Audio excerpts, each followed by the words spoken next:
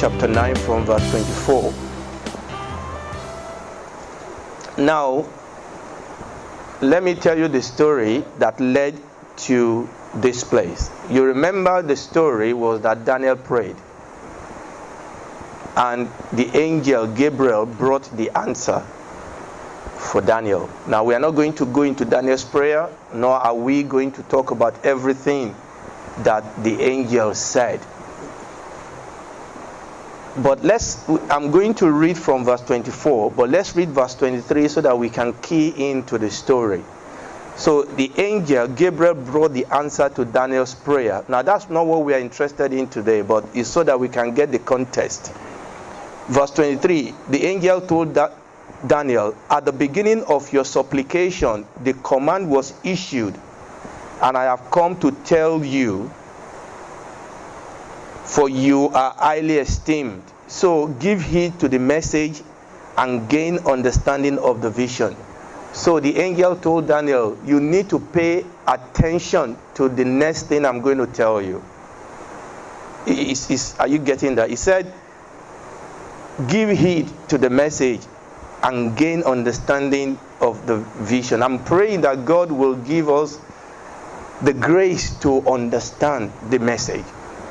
So Daniel was praying, and Daniel was praying about his people. Remember, at this point, Israel was in captivity in Babylon.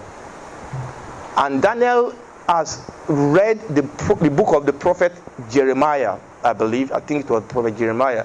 Jeremiah said that they will be in captivity for 70 years. And Daniel started praying. And that was why Gabriel came. But we want to see this message. This message that Gabriel told Daniel to pay close attention to. In fact, let me go ahead of myself, because Gabriel revealed to Daniel the timeline from the time of Daniel to the future, to the end of the age. And that was what the angel revealed to Daniel. We are not going to do a complete teaching on this, but let's look at a couple of things. Verse 24.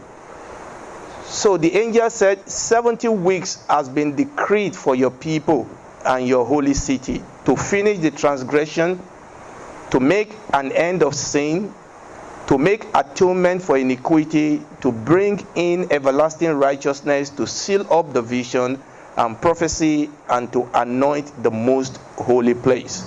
Now, because of time, I cannot break all these into pieces. But he said what? 70 weeks.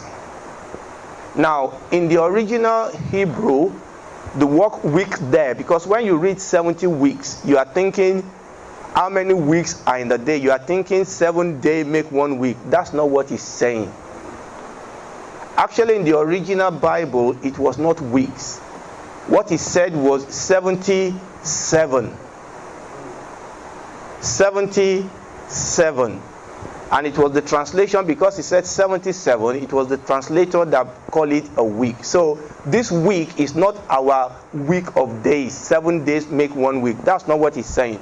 So when the angel said 77s, what the angel was saying is that, when our translation says 70 weeks, what the angel actually said was 77. So the angel was saying there will be 70, there will be 7 in what? In 70 places. Is that okay? Yeah. 77. So we have 7 in what? In 70 places. And that is what he was telling Daniel there. Is that okay? Now 77. So 17 number 1, 17 number 2, 17 number 3, up to 70. Is that okay? Now, but we need to ask ourselves, 7 of what? Because it's talking about time. It's talking about duration. Now you can go back and study this yourself. I don't have the time to prove that to you now, but you just have to take my word for it. That it was actually talking about 77 of years. Is that okay? So We are talking about 7 in 70 places, and each one of those 7 is 7 years, not actually weeks. Is that okay? Unfortunately, the confusion is because most translations translate it as week. So, essentially, we have 7 years in what? In 70 places. Is that okay? So, I know I'm stressing this, but once you get this, everything else flows into place. So the first week is 7 years. The first 70, is 7 years. The second is 7 years. Okay? 69 is 7 years. 70 is 7 years. Okay? Did we get that? Is that okay? Good. And he told us, and the angel said, look, Daniel, you've asked me about this thing. How long do you still need to captivity? He said, let me tell you something about your people. That God has made it in such a way that the history of Israel, and understand that Israel is our barometer. Israel is actually, when you want to know something about prophecy, when you want to know something about end time event, Israel is God's barometer. Israel is God's sat-nav. Okay? You want to go somewhere you don't know, and you put the postcode into your sat-nav, and the sat-nav takes you there. If you want to know what God is doing at any time, in any age, particularly in the time in which we live, ask yourself, what is God doing in Israel? Now, it's not because the Israelites, it's not because they are better than anybody. No. In fact, oftentimes they are as bad as everybody else. It's not who they are in themselves, it's because God has chosen them. In fact, unfortunately, because they are chosen of God, they've suffered a lot. Because sometimes, let me tell you something, it's a great thing for the hand of God to be upon you, because it will not allow you to get away with anything that everybody else gets away with. So it's not that we just overlook what Israel does, but the truth is that Israel is chosen of God. So the angel was telling Daniel, look, there's a timeline. All right? And he said, then, let's read verse 25. I've read verse 24, verse 25. So you are to know and discern that from the issuing of a decree to restore and rebuild Jerusalem, until the Messiah, the Prince, there will be 7 weeks and what? 62 weeks. What is 7 plus 62? 69.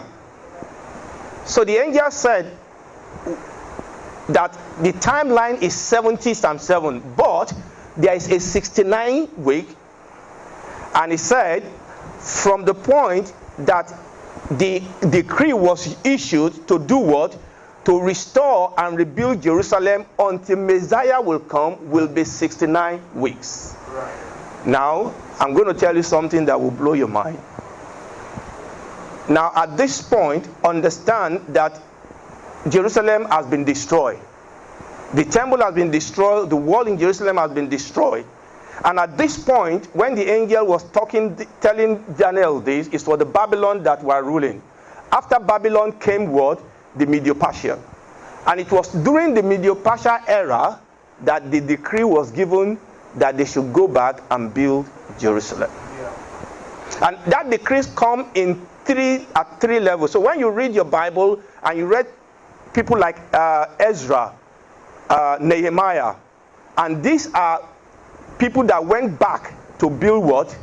To build the wall, to build the nation, to build the temple. Okay, so when that decree was made, are you listening to me? And when you start counting it until the point that the Lord Jesus rode the donkey into Jerusalem, it was exactly 69 times 7 years on the spot. Is somebody listening to me? Yeah. Now, we don't have, it will take me 2 hours to do that calculation for you, but you can go back and do, there are books you can read that actually calculate it for you. That from the point, not this point, the next, that is the Medo-Persia, from the point they allowed the children of Israel to go back, and just like the angel said, from the point that they went back and rebuilt Jerusalem, up till the point that the Lord Jesus rode that donkey into Jerusalem, And that was the 10th of Nisan, by the way. It was 69 times 7 weeks. Is that okay? Yeah. And I mentioned this briefly last month. So it looks like the angel, there are 70 weeks, but the angel actually talks about the 69 weeks. And it's like there is 1 week left. How many years are in that 1 week? 7 years. There's 1 week left that he didn't mention. And it is that 1 week that we are interested in today. So I've titled this message, The Final Word, 7 years of this age. Now, last month, what I did in talking about the end time was to go to the past and move it forward. What I want to do today is to go into the future and move it back. But we are going to end in the same place we ended last month.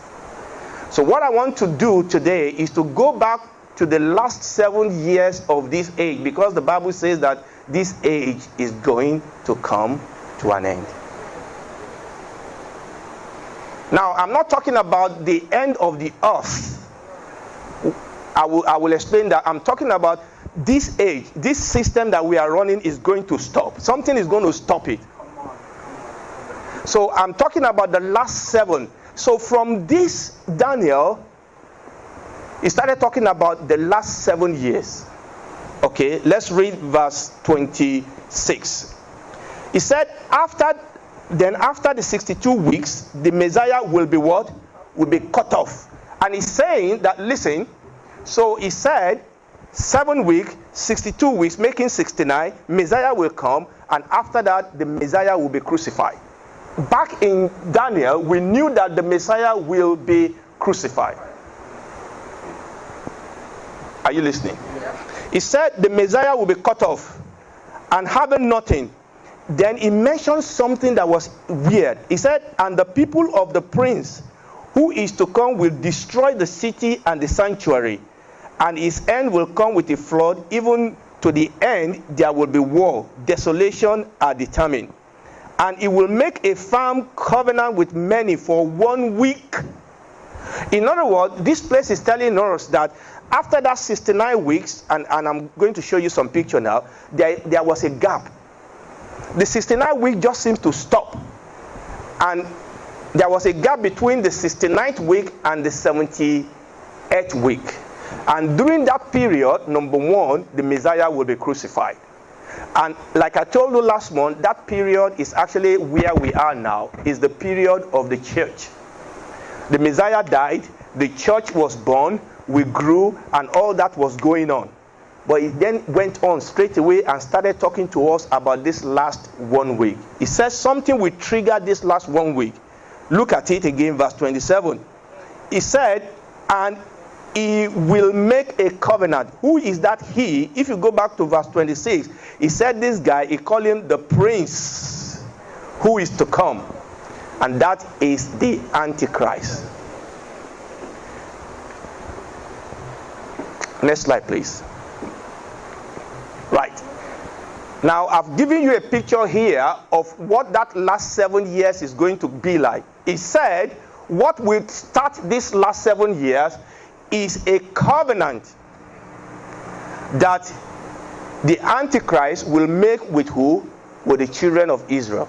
It will confirm a covenant with the children of Israel.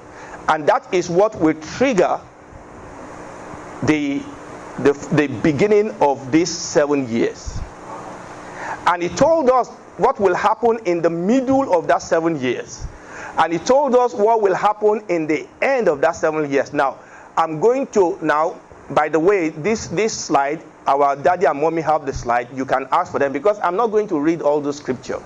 We don't have the time.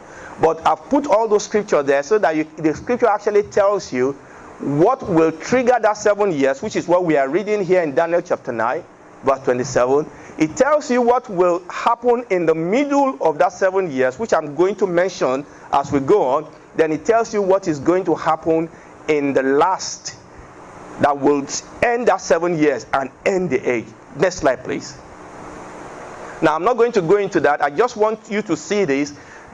When you read the book of Daniel, these are various visions that we saw in the book of Daniel. You remember the vision of Nebuchadnezzar when he saw that image.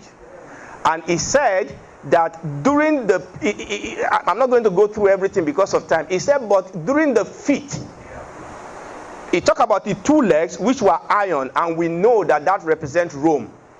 But he said the iron will flow into the feet, but the feet will be a combination of iron and clay, which is talking essentially about the European Union. Okay?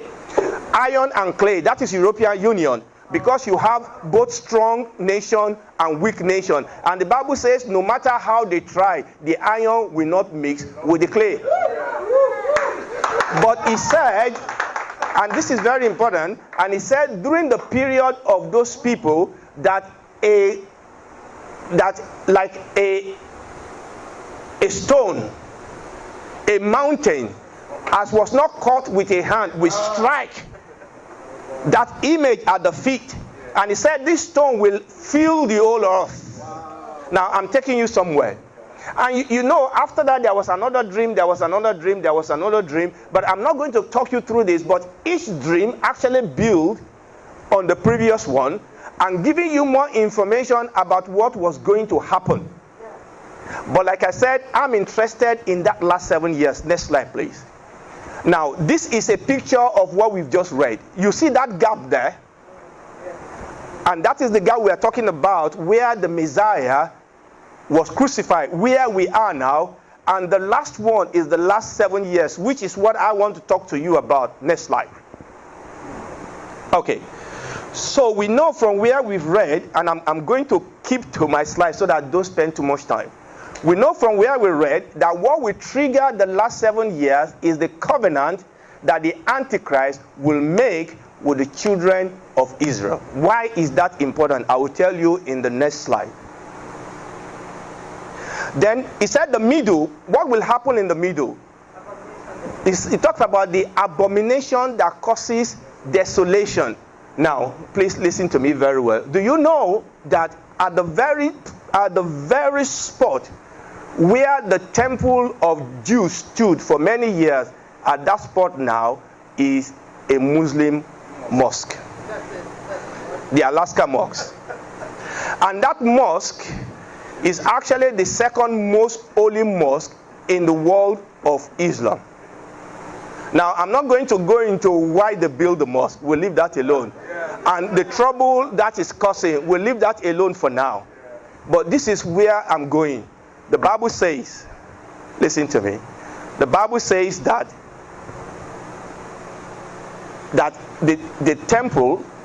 a temple will be built on that spot. Wow. That where you have the mosque now, okay, that a temple will be built on that spot. Okay. So the question is, how is it going to be possible? I mean, there is a mosque on it. I mean, you and I, you hear the story of the trouble that is going on in Palestine, in Gaza. You know, all this thing in Syria and all those things that were happening. So the question is, how is it possible that the Jews will actually build a temple on that spot? Let me tell you something. There is a body in Israel, it's a known fact, they call them temple institutes. Right. Okay? And mark my word, every single thing they need to build a temple is ready. It's not a secret.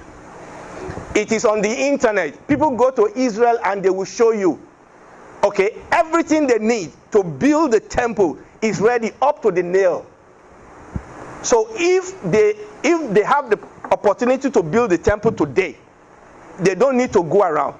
And when I say everything they need is ready, I'm not just talking about building the structure, even including all the furniture, all the golden, all those things. And I'm going to also tell you something else. There's only one furniture in the temple that they can't build. What is that structure? Is the Ark of the Covenant. And they said they know where that Ark is.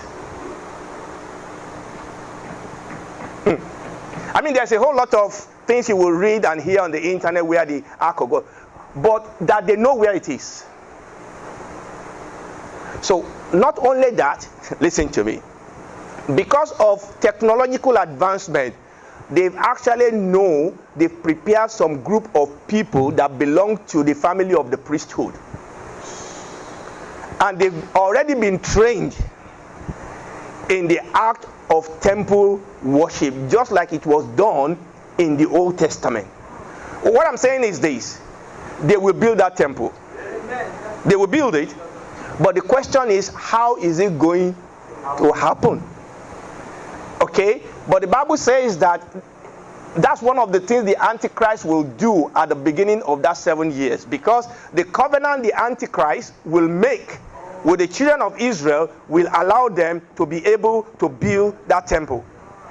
Now let me say something here, because let me tell you something here. When you study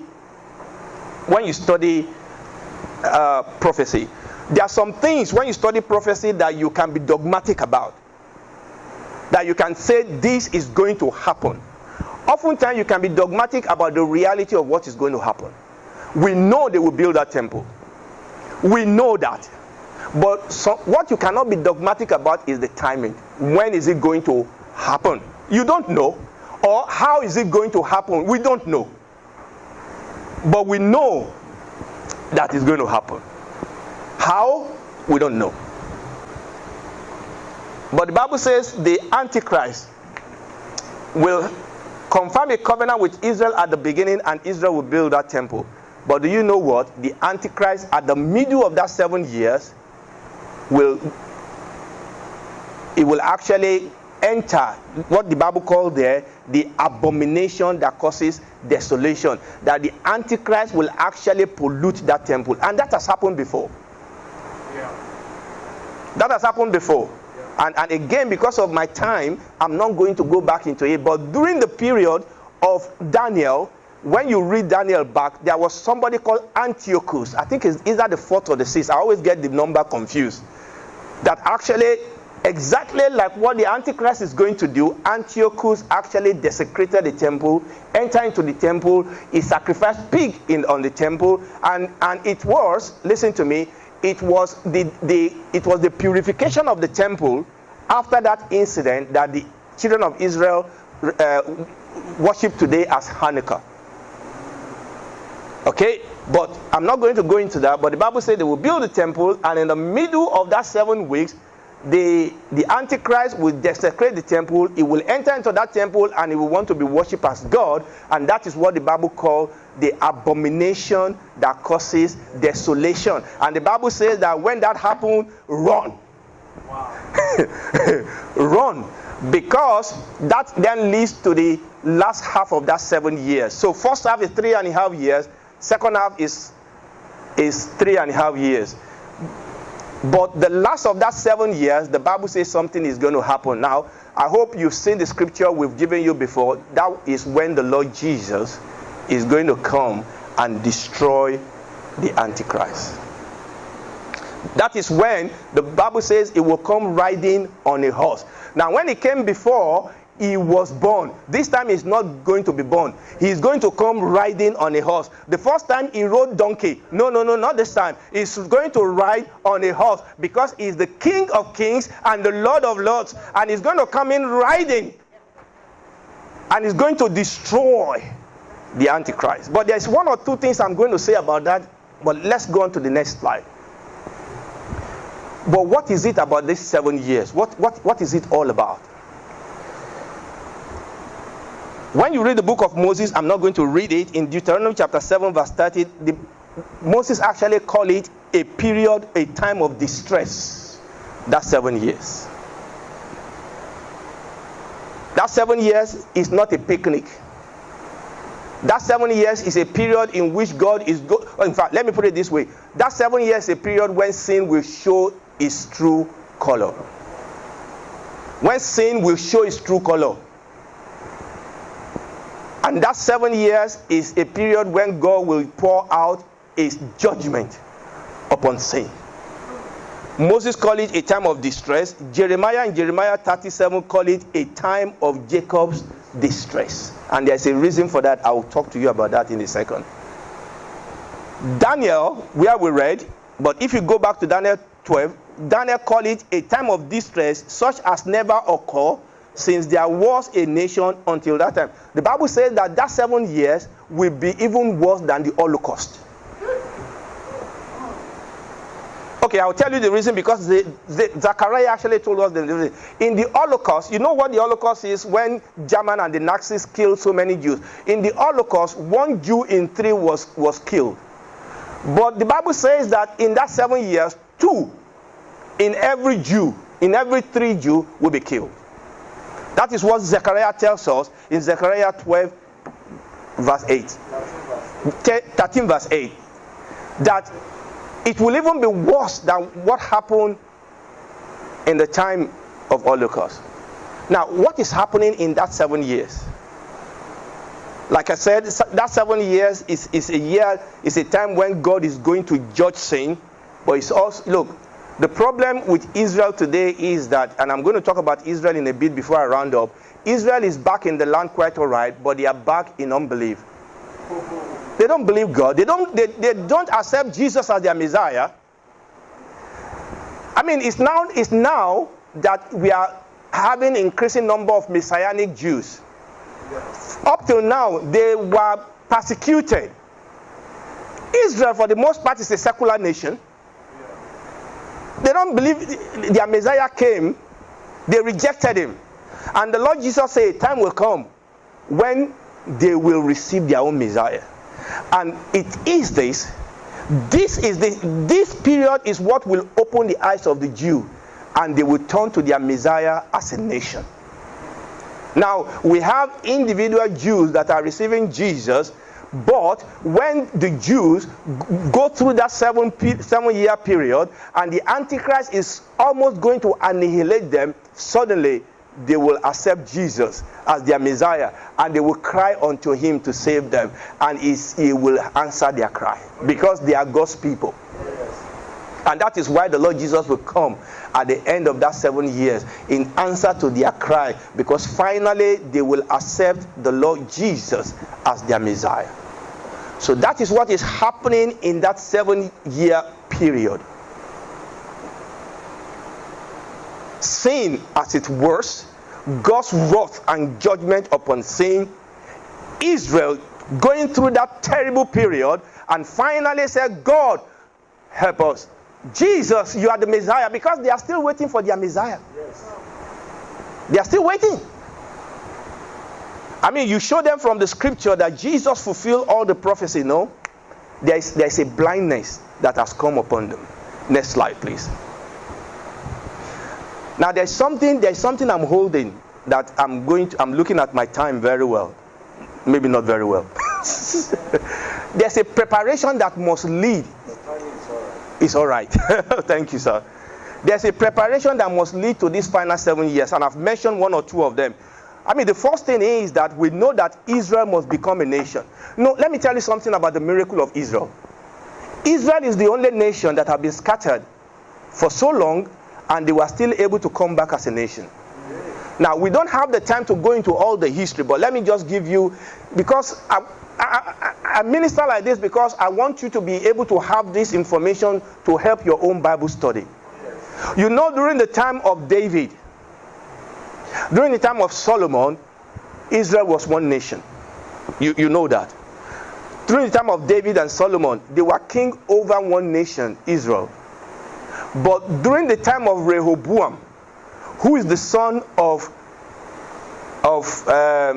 Solomon, the nation was divided into 2. So you have 10 tribes that went to the north, and you have 2 tribes that went to the south. And from that point, that nation was ruptured into 2. Well, I mean, obviously, what then happened is that the 10 tribes in the northern nation, they just become worse and worse and worse, and none of their king was good. They have about 20 kings. None of them were good. All of them were evil. And they took them away and away and away and away from God. And what then happened is that all the righteous, godly people in the north, they just moved to the south. I mean, it's just like if you go to London today, you will get people from every part of UK. In fact, not UK, you get people from every part of the world. Okay? And it's the same thing. Even though you are in the south, even though there are two families in the south, which essentially is the family of Judah and Benjamin. But what you have is that godly people that don't want to be part of the evil in the north, they migrated down to the south. Essentially, finally, all the 10 nations in the north, they were scattered by the Assyrian and they never returned up till today. And that is why people talk about the 10 lost tribes of Israel. No, there's no 10th tribe of Israel that is lost. Because the godly one have already what? Moved south. But those people never came back. But finally also the 2 tribes in the south were finally also scattered. And that is the story of Nebuchadnezzar. So the story of Israel that you read in the book of Daniel all the way down is not actually, it's actually talking about those 2 tribes. Okay, this is what I'm saying. So they were taken away, but they came back. They came back, Nehemiah, Ezra, they came back, they built the temple. They built the temple again, and then we have Herod. Before the Lord Jesus Christ was born, Herod actually beautified that temple, and we were told that that temple was one of the wonders of the world. It was beautiful, it was gorgeous, it was expensive. But do you know in AD, now before I go there, when the Lord Jesus, I told you this last month, Matthew chapter 24, the Lord Jesus told his disciples, he said, you see this beautiful temple, not one stone will stand upon each other, it will be destroyed. Why did he say that? Because they asked him, what will be the sign of the end of the time? What will be the sign that you are coming again? And Jesus said, this is what is going to happen. You see, this temple is going to be destroyed. And in AD 70, the Roman soldier, they came in and they destroyed that nation, they destroyed that temple, they burned it with fire, and history tells us that not one stone was upon each other. But the reason I tell you that story is that from AD 70, the Jews were completely scattered. Now, and understand this, there was no time in history when there was no Jew on that land. People need to understand that. But the majority of the Jews were gone. And the people that were left behind were the weak and the poor. From AD 70 up till May 1948. Do you know what happened then? I think it was on the 14th. That was when the Jewish nation was what? Was established. And they started coming back from all over the world. What they call, I think they call it Aliyah or something like that. Even up till today, people coming from all over. You have Jews coming from Europe, Jews coming from Russia, Jews coming. But do you know the reason why they needed their own land back? It was because of the Holocaust. So miracle upon miracle is not possible. A nation cannot be dispersed for over 1,500 years and they still came together as a nation. And they are not only together as a nation, they still speak the same language, Hebrew. Their language was preserved, their nation was preserved, and there's a way God actually helped them to do this. That was a miracle. And that nation was born. And immediately that nation was born, all the Muslim Arab country around them attacked that nation the very second day. And God, you see, that's another sermon on his own. The miracle of the nation of Israel. Immediately, the Arab war said they would destroy that nation, but it was a miracle. And God delivered the nation out of their hand. And then they fought series of wars with their Arab nation. And remember, Israel never fought any nation with its neighbor except in defense. And that history is clear. Israel never fought any war. It is there. They are always trying to defend themselves. And obviously in 1967, you know the 7-day wars. In 7 days. And then it was then that we were able to annex the eastern part of Jerusalem. And I'm not going to go through all this. What I'm saying is this, that the gathering of the children of Israel is a preparation for that 7 years, because Israel has to be back in the land. They don't only have to be back in the land, they will have to build their temple. Is that okay? Now, question, how are they going to build this temple? Go on to the next slide. I want to, because I'm going to start around. I know man of God has given me a lot of time, but I don't want to abuse it, maybe a little. Now, let me tell you something that is going on. Let me tell you something now. I want to tell you something that relates to you, Brexit. Let's talk about Brexit. What has Brexit got to do with it? What has Trump got to do with it? What has Russia got to do with it? What has Syria got to do with it? You know, when you read the story, you can see that there's an agitation going on now that is making everything that the Bible says is going to happen in that period, that is making it to come to happen. Do you know that today, Israel's foremost enemies are not his neighbors? Israel's first enemy are Iran, Russia. And the war, listen very well, the war in Syria has changed everything. So now what you have at the very border of Israel now, you have Turkey, you have Iran, you have Russia, you have Syria. And the Bible says, well, I'm not going to be able to go into that. The Bible says that actually Russia is going to lead a coalition of countries that will attack the children of Israel. And that is what is going to trigger, at least eventually lead to the beginning of that 7 years. We don't know when is it going to happen. How is it going to happen? They are moving weapons of war into that area now. And something is going to happen. You see what America is doing with Iran at the moment. Turkey.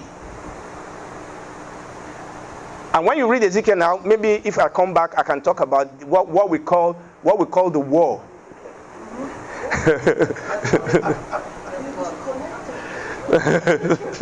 You are distracting me now. There's a war that the Bible says is going to be fought. But let me skip that. The Bible says that Russia is going to lead this war against Israel. Please listen. And the Bible says nobody will help Israel, not even America. Not even America. But the Bible says that Britain and Saudi Arabia, they will talk and say, Russia, why are you doing that? But they will do nothing. And it is clear, listen to me, it is clear from that picture that Britain have to be out of Europe. So Brexit that took place in 2016 was not by accident. You see, and listen to me, when you read, and somebody can say, well, you are saying that now because, no. I can give you things that Christians have written years ago saying that Britain is going to come out of Europe. Now, listen what I say. I can be dogmatic about the fact I don't know the process. I cannot tell you this is what is going to happen. But I can tell you that this is what is going to happen. They can jump up and down. What about if all the shenanigans they are doing now, let's assume that somehow they were able to take us back into Europe. Fair enough, we will be out. Maybe this time around they will kick us out. Get out, we don't want you. No, I don't know. You know, it's just like if you are watching a film, you may think that it's going to go this way, and then there's something else that happened and say, oh, I didn't see that coming. I don't know. I don't know the process. I don't know the timing, but I know that we are getting out of that place. With a deal, without a deal, I'm not a politician, but I know we are getting out. Because that is what the Bible says. But let me tell you something why I led you to that. Now, you will have to invite me back to talk about this one. But the Bible says that nobody will help Israel. And Israel will almost be at the point of destruction. And the Bible says there is going to be an earthquake. Question. Could that mosque be destroyed during that earthquake? I don't know. But something is going to happen to that mosque during that period. Is someone listening to me? Something is going, I don't know how it's going to happen, but during that period, something is going to happen to that mosque, and then the coalition of European and the Antichrist will actually, and by that time, Islam will have been quiet. Islam will not have disappeared, but Islam will have been reduced, will have been humbled. And then that will make a way for them to be able to build that temple. Now I need to round up. Why have I gone through all this? You see that yellow thing at the beginning? That is where we are. Now, how close are we to the beginning of that 7 years? I don't know. But I want to tell you something. But what about us? I've mentioned about what is going to happen in the 7 years. But what about the church? And this is where rapture comes in. Because the Bible says something is going to happen. That the second coming of the Lord Jesus Christ is going to take place in 2 steps. That number 1 is going to come and take his church out of this system. You remember where we ended? I told you where we're going to end, where the feast of the trumpet. The trumpet is going to sound and the church is going to leave, because the church is not going to pass through the wrath. Now, listen to me. The church will pass through persecution. The Bible says that we will pass through persecution. Okay, persecution is what the world brings against us. But we are not going to partake of the wrath of God. Because that period is a period when God is pouring out his wrath. And let me tell you another thing. You know that period, that 7-year period, is actually the most talked about period in the Bible. And Revelation chapter 6 to Revelation chapter 19 is talking about that 7-year period. And when you read that place in your Bible, there's no mention of the church. Actually, there's a mention of the church. But where was he? Where was she? In heaven. During that period, the only mention of the church is in heaven, where they are in the marriage supper of the Lamb. The Bible says that somewhere in between there, the church is going to be taken away. Now, this is where it concerns us today.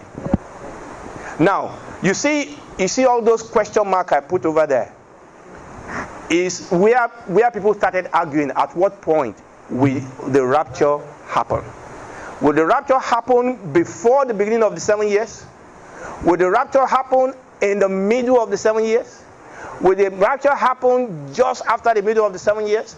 Or will the rapture happen at the end of the 7 years? I'll tell you what, I'm not going to go into the controversies. Actually, all these 4 group of people agree on something.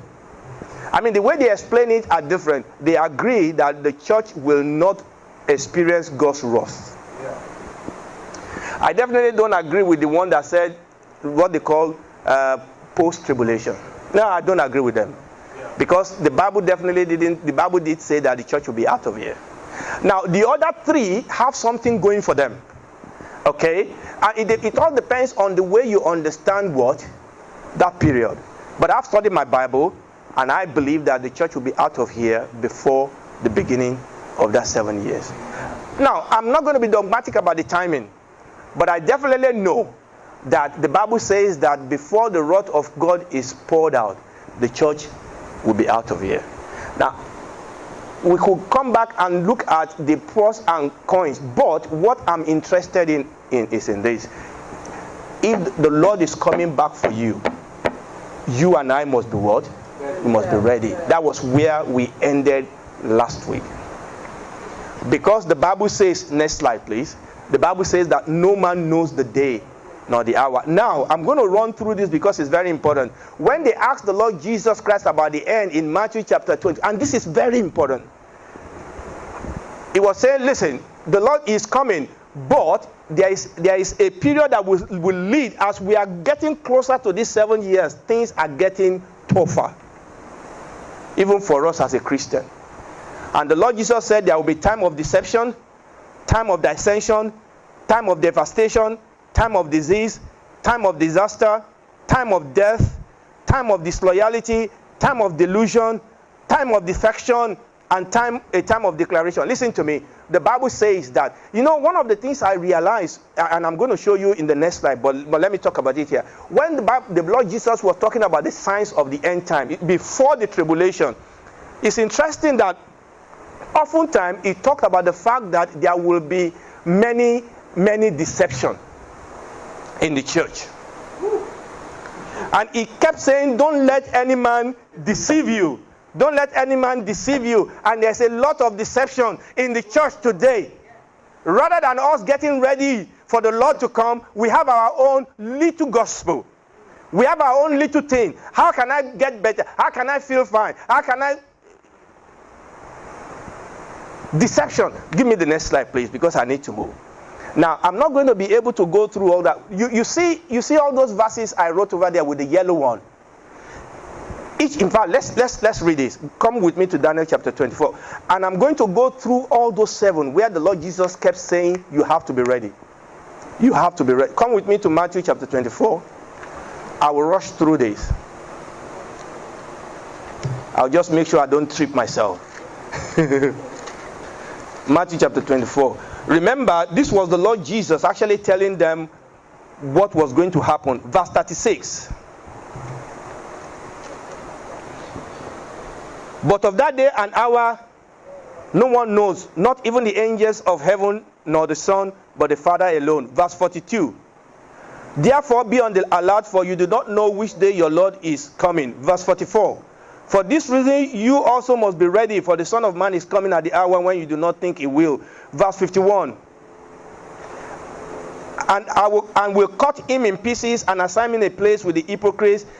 In that place there will be a weeping and gnashing. He was talking about I think the servant that was not ready. Chapter 25 verse 30.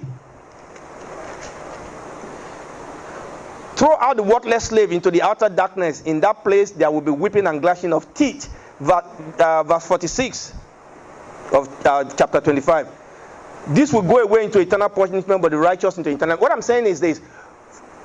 Chapter 24, chapter 25, the Lord Jesus was talking, and what I've done for you, there are sections of where the Lord Jesus was talking, and after every one of them is saying, you have to be ready. You have to be ready. If you are not ready, things will happen to you. And that is where we are today. Now, I've brought out that verse 30. It said, watch therefore, for you know neither the day nor the hour wherein the Son of Man will come. Revelation chapter 19 verse 7. It said, for the marriage of the Lamb is come, and his wife has made herself what? Ready. Has made herself ready. And this is exactly where we end. The Bible says that anybody that has this hope in himself or herself purify himself. We are living in a time, the Bible says in the last days, perilous time will come. Difficult time will come. Remember, we are not talking about the beginning of the 7 years. What we are saying is that as we move closer, the Bible says that the devil knows that his time is short. And this is why we have to be, the Bible says, be sober, be vigilant. These are the days where we cannot afford to play church. These are the days, the Lord Jesus told his disciples, he said, watch and pray. Watch and pray. This is the day where we need to, the Bible says, the people that know their God, they will be strong and do exploit. The last slide and I will end. I will just read it. The last slide is really, give me the last one please. It's really the one in from Mark chapter 13. And I will just read it. But of that day and that hour knoweth no man, no, not the angels which are in heaven, neither the Son, but the Father. Take ye heed, watch and pray, for you know not when the time is. Take you heed, watch and pray. Verse 34. For the Son of Man is as a man taking a far journey, who left his house and gave authority to his servant, and that is us. And to every man his work, and commanded the porter to watch. Watch you therefore, for you know not when the master of the house cometh, at even, or at midnight, or at the cock crowing, or in the morning, lest coming suddenly he found you sleeping. And what I say to you, I say unto all, watch. Let's stand up on our feet. We have to pray. Watch. Watch. Father, we give you praise. I believe that the church will be out of here before the 7 years, not because we are trying to escape, because we will pass through. The Bible says that we are going to pass through tribulation to enter into the kingdom, and that is where we are. We are living in a world now where there are so many challenges against Christianity. Everything around us is telling us to keep quiet, to keep short. Not every ideal of Christianity is being challenged by the world in which we live. You know, it's becoming a crime for you now to be a Christian. Our Christian belief is under attack. It has always been, but it's even worse now. Unfortunately, a whole lot of, even the bigger portion of people that attack Christianity claim to be Christians. But we are here for God to speak to us. Let's pray. Let's ask God to deal with our heart. Let's ask God to deal with our heart, to help our soul.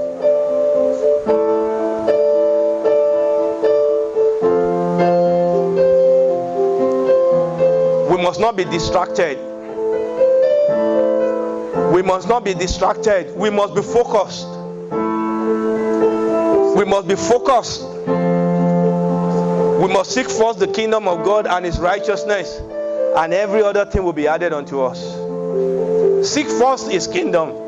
The Bible says that we must be like that woman that is waiting, like that servant that is looking up to the face of the master. The Bible says we must occupy until He comes.